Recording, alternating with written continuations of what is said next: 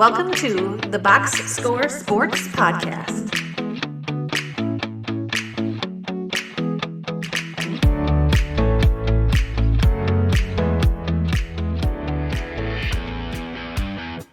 The Great. Give me your great of Week 10 for the NFC. All right, the great was you threw me through a loop. Sorry, I had ugly in my head. I have like, the great as the Minnesota Vikings. Yes, yeah, that's good. Mainly the rocket scientist that is Josh Dobbs. He's an actual rocket scientist, right? Yeah, I heard this. Yes. So 2 weeks in a row he does enough to win.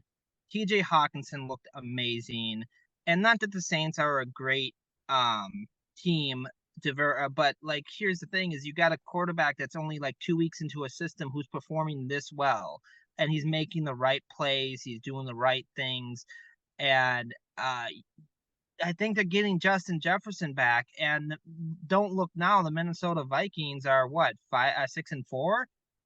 They have a winning record, and they started off 1-4.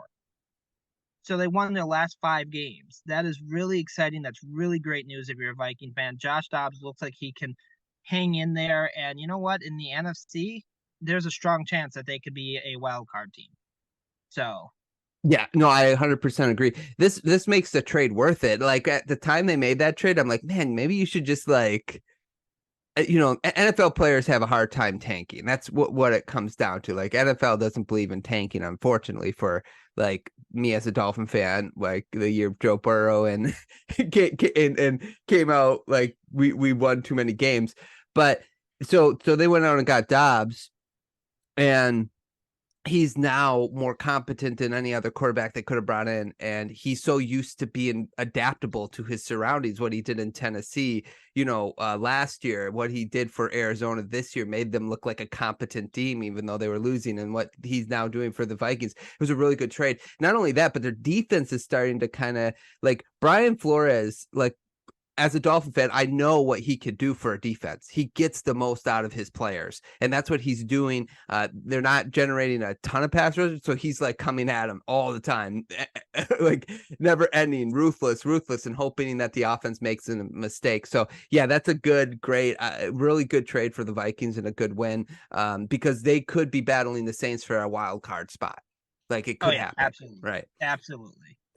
Okay, my great. I had a hard time picking a great because I either could go the Browns or the Texans, but I'm going to go with the Browns because there's been news today that Deshaun Watson is now out for the year, so that's kind of big. But unfortunate because the Browns, after being down 17-3, rallied back 14 points down in the fourth quarter. Watson actually looked like Watson in the second half of the game of that game. He was like 14 of 14 at one point. He was throwing the ball real well. He recovered from a pick six. The defense, Myles Garrett, man, that guy's probably defensive player of the year. He is so good. Getting after the quarterback. So like that team coming back and beating a Ravens team who started out hot, and Lamar obviously had a bad game because of that defense. They could have and they got the Steelers this coming week. If they beat the Steelers this coming week, they could have kind of like a sort of stranglehold on the AFC North. They'd have this launching pad that they could go off of at 7-3, but now with the Deshaun news, who knows what's going to happen there. But yeah, I got to give it to the Browns as a great.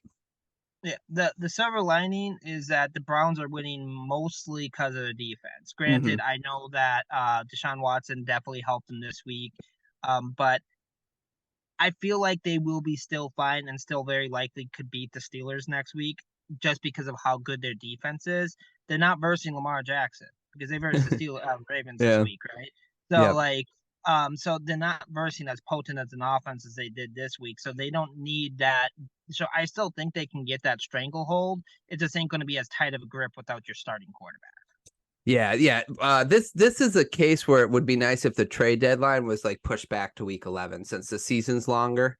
Like, yeah, because of these types of injuries. Because, man, like Josh Dobbs isn't available, but like the Browns could desperately use like a Josh Dobbs type of quarterback that's out there, like they someone. could use just a shot in the dark quarterback they could take, because I mean, they've seen what they have in their backups, and it's not pretty. Right. So. Yeah. Okay, you ready to move on to the good? Yep. Thanks so much for watching this clip of the Box Score Sports podcast. I hope you guys enjoyed. If you haven't yet, please subscribe to our channel. Follow us on Instagram and Twitter or X. And we'll talk to you guys real soon. See ya.